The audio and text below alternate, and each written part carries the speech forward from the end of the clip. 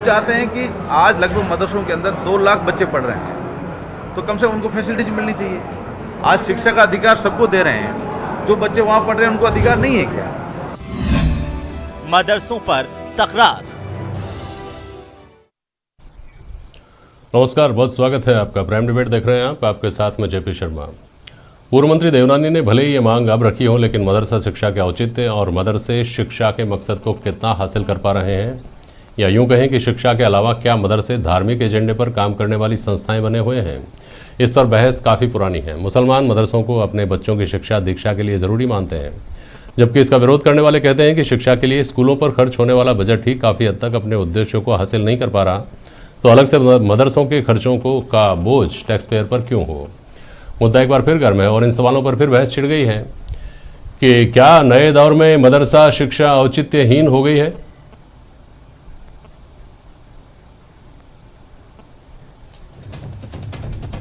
क्या मदरसे बंद करना वाकई समय की मांग है, और मदरसे बंद करने की मांग के पीछे सुधार की मंशा या राजनीति?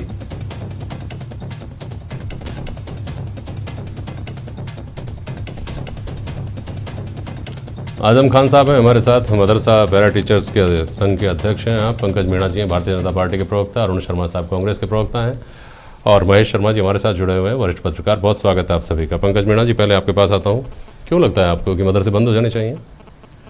देखिए, मैं ये समझता हूँ कि हमारा देश को चलाने में, देश को गवर्न करने में हमारा संविधान सबसे महत्वपूर्ण है। और संविधान ये कहता है कि अल्पसंख्यक वर्ग को अपनी कोई धार्मिक पद्धति या शिक्षा पद्धति हो, उसको चलाने का अधिकार है। तो मदरसा बंद कर देना चाहिए, ऐसा तो मैं समझता हूँ कोई नहीं कहता। परंतु बात ये आती है कि मदरसों को आप तुष्टिकरण के करके एक्स्ट्रा फंड देना, वो आज के भारत के सभी टैक्स पेयर्स को गवारा नहीं है। उनको लगता है कि हम अपने टैक्स का पैसा देते हैं, और मदरसों से जब उनको सुनने में आता है कि इन मदरसों से आतंकवादी जैसे लोग निकलते हैं, तो टैक्स पेयर का जीव बड़ा दुख पाता है। उनको लगता है कि शायद हमारा पैसा गलत जगह लग रहा है। पर साथ ही मैं जेपी जी आज आपको आपकी डिबेट के माध्यम से कुछ आंकड़े रखना चाहूँगा। मदरसा शिक्षा के नतीजे क्या आ रहे हैं वो मैं आपके सामने रखना चाहूँगा। जितने भी मुस्लिम्स बच्चे स्कूल में एडमिशन लेते हैं प्राइमरी तौर पे, उनमें से केवल 5% बच्चे हायर एजुकेशन में जाते हैं, जबकि ये आंकड़ा ST SC में 15% है और OBC में 40% है। यानी क्या है कि आप शिक्षा से वंचित रख रहे हो मदरसों के कारण से। वो मदरसों में पढ़ते हैं और मदरसों में धार्मिक शिक्षा लेके वहीं उनकी ब्लॉक हो जाती है। वो और शिक्षा, मतलब जो वैज्ञानिक शिक्षा है, आज की आधुनिक शिक्षा है, वहां तक पहुंच ही नहीं पाता वो बच्चा।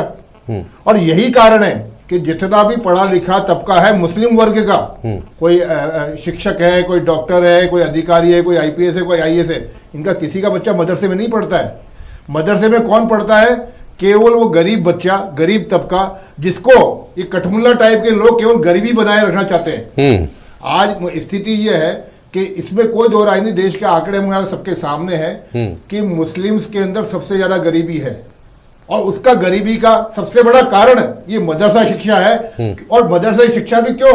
क्योंकि ये मुस्लिम के जो कठमुल्ला लोग हैं, ये उनको अटकाए रखना चाहते हैं, वहां फंसाए रखना चाहते हैं उन धार्मिक शिक्षा तक ही। आप इसलिए देखिए, केवल भारत में ये डिबेट नहीं हो रही है, विश्व के बड़े बड़े देशों में भी ये डिबेट हो रही है। अच्छा। और विश्व के बड़े बड़े देशों ने, कई देशों ने तो निर्णय कर लिया है। फ्रांस ने भी 1 साल पहले किया था, रूस ने किया, ऑस्ट्रेलिया ने किया, जापान ने किया कि आप अल्पसंख्यकों के लिए, मुसलमानों के लिए, औरों के लिए भी कि आपको शिक्षा लेनी तो सामान्य स्कूल में शिक्षा लेनी पड़ेगी। लेकिन जहां से बात शुरू हुई थी, वासुदेव देवनानी तो मदरसे बंद करने की मांग उठा रहे हैं ना। आप करें बंद करने की मांग कभी किसी ने नहीं उठाई। ये बहस इसी बात पर है कि क्या मदरसों को बंद कर दिया जाना चाहिए। देखिए, मैं समझता हूँ वासुदेव देवनानी ने जो कहा, आप उनकी बाइट भी सबके, आप लोगों के पास भी है, हमारे पास भी है, सबके पास में। उन्होंने मदरसा बंद करने को नहीं कहा है, मदरसा चलिए, परंतु जो टैक्स पेयर का पैसा है वो वहां वेस्ट नहीं करिए। उनको आधुनिक शिक्षा के लिए देवनानी जी कह रहे हैं। और अगर उनको केवल धार्मिक शिक्षा ही देनी है, तो उनको सरकार का टैक्स का जो पैसा है ये उन मदरसों को देना बंद कर देना चाहिए। ठीक है, मैं समझता हूँ यही आगे उनको। ठीक है, अरुण जी की टिप्पणी ले लूं, फिर आगे बढ़ूं। बोलिए अरुण जी। देखिए जेपी साहब, आज जो वासुदेव जी ने कहा है कि मदरसों को बंद कर देना चाहिए, हालांकि मेरे दोस्त कह रहे हैं उन्होंने ऐसा नहीं कहा, पर काफ़ी वायरल है वो, और अब तो सबको पता है, उन्होंने कहा है मदरसे बंद कर देना चाहिए।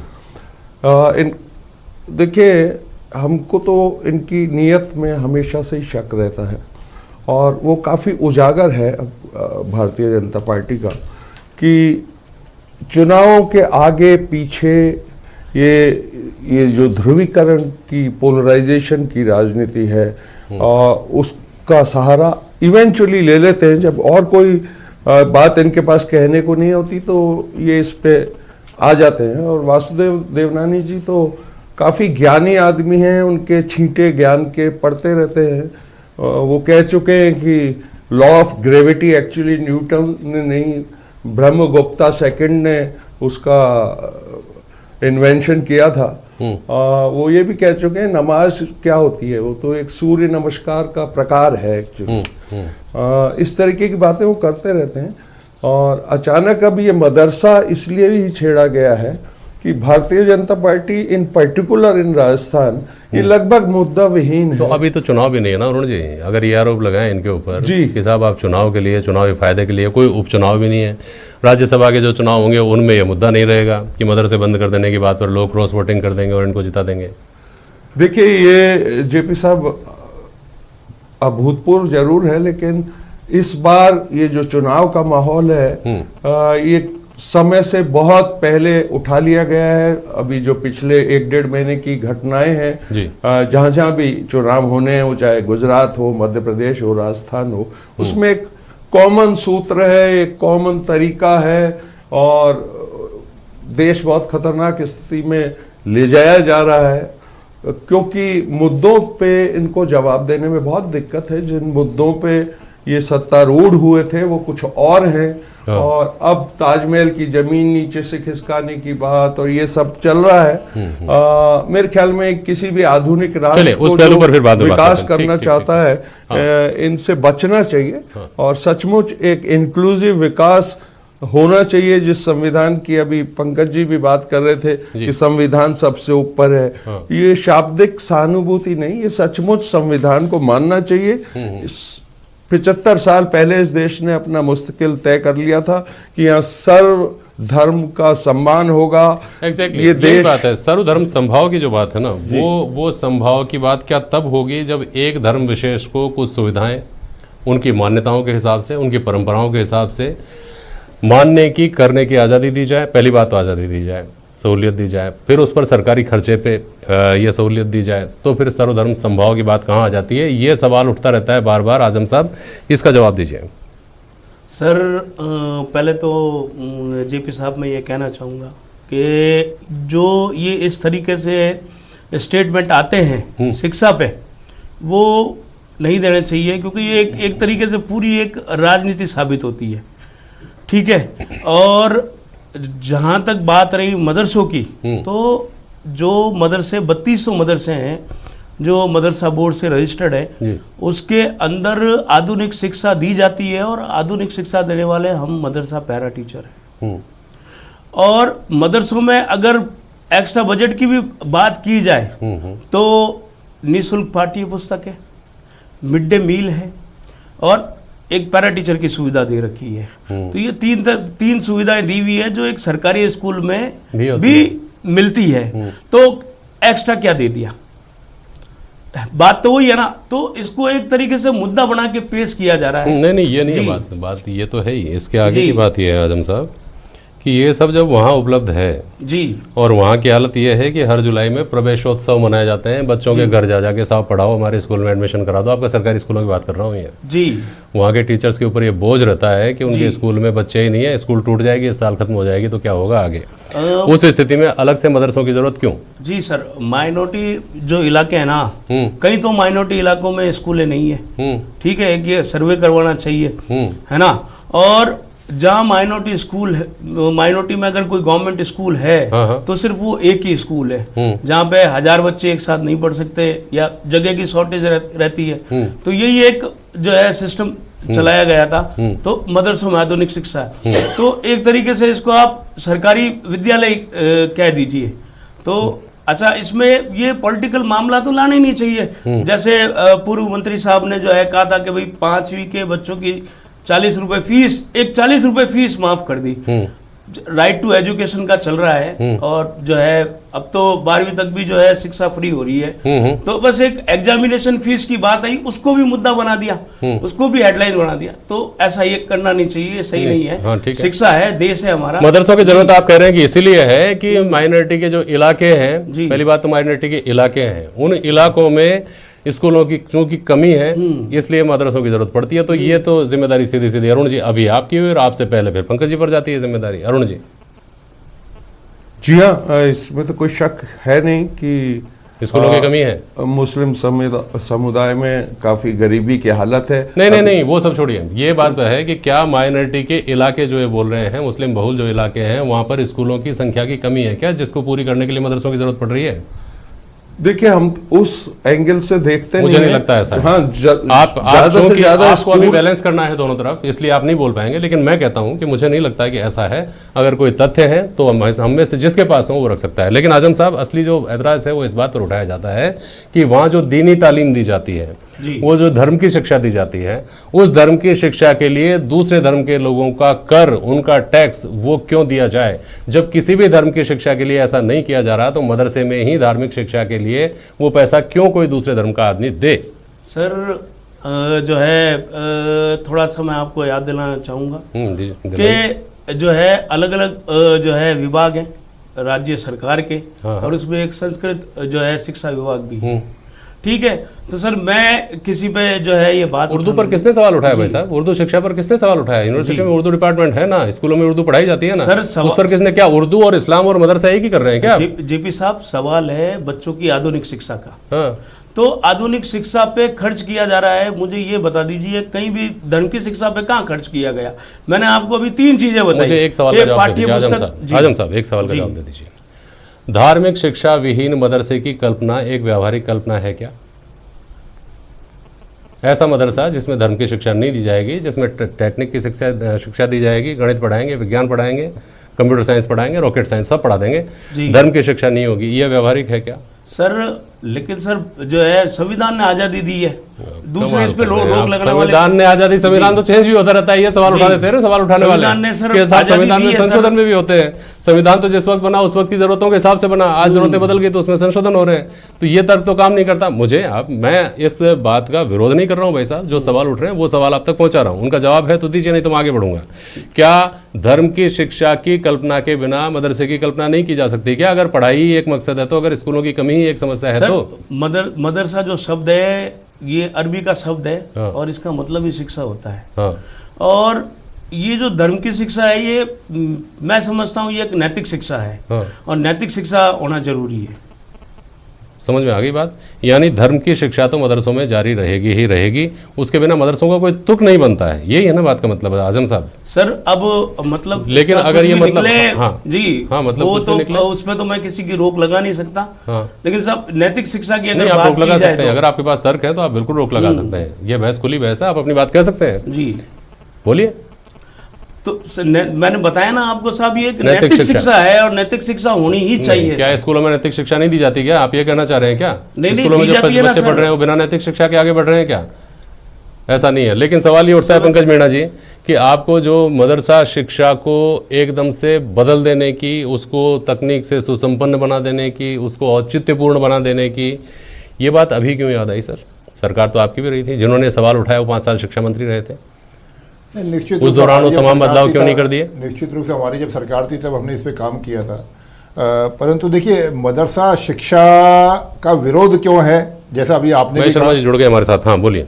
जैसा अभी आपने भी कहा, मतलब जनता को दुख, जनता की परेशानी ये है कि हमारे टैक्स के पैसे से कुछ तबके को कुरान और हदीस की शिक्षा क्यों दी जाए? ये तो मैं मान रहा हूँ ना भाई साहब, ये सवाल तो उठ गया। इसका बात ये है कि अगर ये बात जायज है तो इस जायज फैसले को आपको कर लेना चाहिए था। अब ये सरकार नहीं कर रही है, ये सरकार करे, ये बात आप उठा रहे हैं। अभी मेरे ख्याल 10-15 दिन ही हुए, आसाम के अंदर मदरसा शिक्षा को पूरी तरह से बंद करने की तैयारी हो गई है, और मुझे लगता है कि जो आसाम से हवा पूरे देश में लागू होगी। आने वाले टाइम में 1.5 साल बाद में जब हमारी सरकार आएगी तो निश्चित रूप से हम इसके ऊपर फिर से कोई एक्शन लेने की शुरुआत करेंगे। और जो जनता की जो शिकायत है, आपके घोषणा पत्र का हिस्सा होगा ये? नहीं, घोषणा पत्र बनने के, जो घोषणा पत्र की जो समिति बनेगी उसको ठीक उसके है। अंदर ये विषय जरूर अरुण जोड़ा शर्मा जाएगा। जी, सवाल ये परंतु इसलिए मैं एक बनता छोटी है। सी जेपी शर्मा जी एक चीज और बताना चाह रहा था।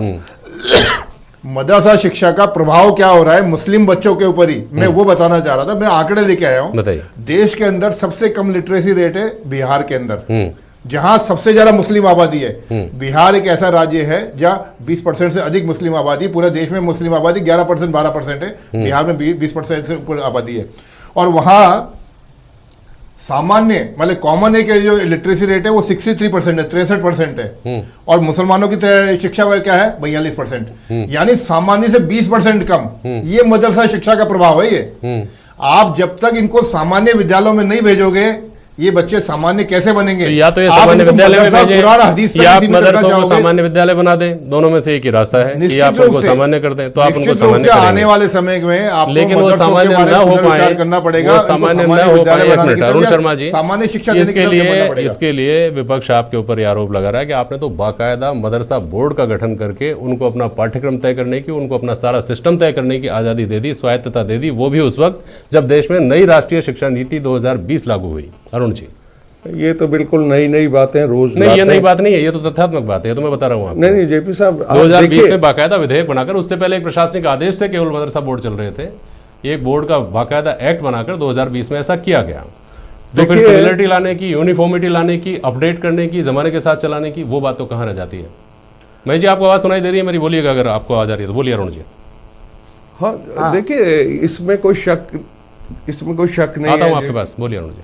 इसमें कोई शक नहीं है जेपी साहब कि मदरसों को थोड़ा आधुनिक बनाना चाहिए और उनको जो प्रैक्टिकल आज की दुनिया है उससे जोड़ा जाना चाहिए। इसमें कोई विवाद नहीं है, लेकिन सवाल ये है कि इसको विवादित इसलिए बना दिया जाता है। अभी मुझे पंकज जी की बात बहुत पसंद आई। बहादुर आदमी है, कह रहे हैं 1.5 साल बाद हमारी सरकार आएगी तो आप देख लीजिए हम मदरसे बंद कर देंगे। आसाम में कार्रवाई शुरू हो चुकी है, वो कह रहे हैं। कोई बहादुरी नहीं पंकज जी की इसमें। मैं बताता हूँ आपको, भारतीय जनता पार्टी सार्वजनिक रूप से हिंदू हितों की बात करने वाली पार्टी है। उनको ये कहने में ना तो कोई शर्म है, ना इसमें कोई साहस दिखाने की जरूरत पड़ती है। बोलिए।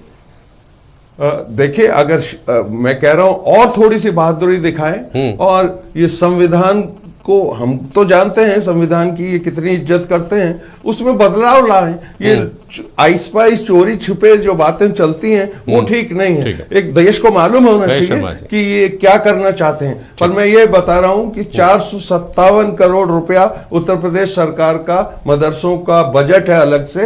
ये बिल्कुल दो मुंही बातें हैं, जहां जैसा माहौल होता है वैसी बातें करते हैं। महेश शर्मा जी, बीच में संपर्क टूट गया था आपसे, मैं आपके पास आना चाह रहा था। दो बातें हैं, दो पहलू हैं बात के। पहला पहलू भी जायज़ लगता है, दूसरा भी जायज़ लगता है। पहला पहलू ये कि किसी धर्म विशेष की शिक्षा किसी धर्म विशेष के लोगों को उनके द्वारा दी जाए, लेकिन उसका बोझ है वो दूसरे लोगों पर पड़े, क्यों ऐसा? पहली बात। दूसरा पहलू ये कहता है कि अगर ये एक जायज़ सवाल है तो ये जायज़ सवाल अभी अभी कैसे पैदा हो गया? ये जायज़ सवाल तो हमेशा से था, हमेशा रहेगा अगर व्यवस्था इसी तरह बनी रही तो। महेश शर्मा जी। नहीं, ये इसी बात पे मैं आपको बता रहा हूँ कि सबसे बड़ी जो बात इसमें यह है कि क्या ये मदरसों की शिक्षा सिर्फ इस्लामिक एजुकेशन देने, इस्लामिक धर्म की शिक्षा देने तक ही सीमित है, तो ये ठीक नहीं। आप दीजिए, उसमें कोई एक पीरियड दे सकते हैं, लेकिन बाकी जो मौजूदा इतिहास है और आपके हिंदी है और जो दूसरी भाषाएं हैं और इसके अलावा जो विज्ञान की है, गणित है, इन सब विषयों को देना चाहिए।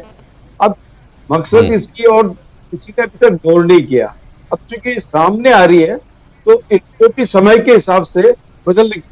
आज क्यों नहीं मुस्लिम बच्चे विज्ञान और तकनीकी शिक्षा ग्रहण कर सकते? उनको सिर्फ वहां तक ही सीमित रखा जा रहा है, वो इस्लाम की ही शिक्षा दें और इस्लाम के ही बारे में मतलब क्या पढ़ाई करें। और ऐसी बात नहीं कि हिंदी की किताबों में भी इस्लाम के बारे में है जानकारी। मोहम्मद साहब वगैरह की नैतिक शिक्षा की बात है, तो ये सारी सरकारी स्कूलों में भी ये नैतिक शिक्षा और पढ़ाई जाती है। फिर क्यों नहीं इनका आधुनिकीकरण किया? भारत में चाहे वो मदरसा हो, चाहे संस्कृत भाषा हो, चाहे कैसे भी स्कूल हो, सबको वक्त के साथ समय के साथ शुरू होती है कि साहब मदरसों में मजहबी जो शिक्षा होती है उसकी वजह से कट्टरता पैदा हो जाती है, उसकी वजह से धार्मिक उन्माद पैदा हो जाता है। तो उनको अपग्रेड किया जाए, नए ज़माने की शिक्षा के साथ कदम से कदम मिलाकर आगे बढ़ाया जाए। लेकिन फिर सवाल ये उठता है ना कि 9/11 का हमला करने वाले तो मदरसे वाले नहीं थे, जिनको मदरसा छाप कह दिया जाता है तंज की भाषा में, वो नहीं थे ना। वो तो हाईली क्वालिफाइड थे। वो तो तकनीक को इतना समझते थे कि उन्होंने अमेरिका जैसे देश के सिस्टम को धता बताते हुए और वर्ल्ड ट्रेड पार्क के ऊपर हमला कर दिया। वो तो प्लेन चलाते हुए गए थे वहाँ, वो तो अनपढ़ नहीं थे, वो तो मदरसा शिक्षा प्राप्त नहीं थे। तो ये कह देना कि मदरसों में बैठकर धार्मिक कट्टरता आती है, ये बात तो कहाँ से समझ में आती है। धार्मिक कट्टरता तो जहाँ से आनी होती है वहाँ से आती है, जहाँ से डालनी होती है वहाँ डाली जाती है। जी बिल्कुल, ये सही बात है। जैसे अफजल गुरु भी इसका उदाहरण है। और मैं ये बात बता रहा हूँ आपको, ये जो चीजें हैं अपना एक प्रेशर डालने के लिए और जो जिस तरह से जो इसको वातावरण को बनाया गया है, मैं मदरसों को आधुनिक शिक्षा से जोड़ने की वकालत करता हूँ। मैं किसी धर्म विशेष के विरुद्ध नहीं बोलता हूँ। आपको इस्लाम की शिक्षा भी देनी है तो एक पीरियड रख लीजिए, उसमें कोई दिक्कत ही नहीं है। आप पूरे के पूरा ही कालांश जो है इस्लाम पे अगर चलवाएंगे तो ये आपत्तिजनक तो है। अगर इधर ध्यान गया है सरकारों का तो इसका ये एक अच्छी बात है। और ये मुस्लिम समाज के ही आधुनिक और क्या कहते हैं प्रगति की एक निशानी हो। क्यों मतलब उसको एक दायरे के अंदर सीमित किया जा रहा है। सही है। आजम खान साहब, आपको नहीं लगता कि मदरसों को शिक्षा के लिए जाना जाना चाहिए बजाय धार्मिक शिक्षा के लिए? सर जो है धार्मिक शिक्षा वो भी एक शिक्षा है और आधुनिक शिक्षा वो भी एक शिक्षा है। अच्छा। तो दी जा रही है, उसमें जो है ये पहलू कहाँ से आ गया कि साहब जाना चाहिए या नहीं चाहिए? अरे जाना चाहिए की बात नहीं हो रही भाई साहब। धार्मिक शिक्षा दी जाती है, मदरसे धार्मिक शिक्षा के लिए बने हैं। जब आप ये कहेंगे कि ये बात कहाँ से आ गई, वो तो धर्म की शिक्षा तो देंगे। धर्म की शिक्षा घर में दीजिए, नैतिकता की शिक्षा घर में दीजिए। कौन सा धर्म है दुनिया में जो धर्म की शिक्षा के लिए, कम से कम हिंदुस्तान में तो भाई साहब मैं जानता हूँ कोई गुरुकुल कोई यूनिवर्सिटी ऐसी नहीं होगी, और होगी तो वो अपने खर्चे पर, दानदाताओं के खर्चे पर चल रही होगी। सरकार जहाँ धर्म पढ़ाती हो, पारसियों को, ईसाइयों को, सिखों को, हिंदुओं को, ऐसी तो कोई यूनिवर्सिटी, ऐसा कोई विद्यालय तो नहीं होगा मेरे ख्याल में। हो सकता है मेरी जानकारी सरकार जो है ना कि धर्म की शिक्षा पे अनुदान दे रही है, सरकार आधुनिक शिक्षा पे अनुदान दे रही है। आधुनिक शिक्षा पर बिल्कुल। अब मुझे आप ये कहीं बता दें कि साहब यहाँ सरकार ने जो है धर्म की शिक्षा पे अनुदान दिया हो। धर्म की शिक्षा पे सरकार किसी भी तरीके से कोई अनुदान नहीं दे रही है। चलिए ठीक है, सरकार ठीक है। इस सवाल का जवाब कुछ सियासत के हल्के से और उससे कहीं ज़्यादा सामाजिक जो दायरा है उससे निकलने की संभावना हमको माननी चाहिए। बहुत शुक्रिया आप सभी का आज प्राइम डिबेट में शामिल होने के लिए। आज के लिए बस इतना ही। नमस्कार।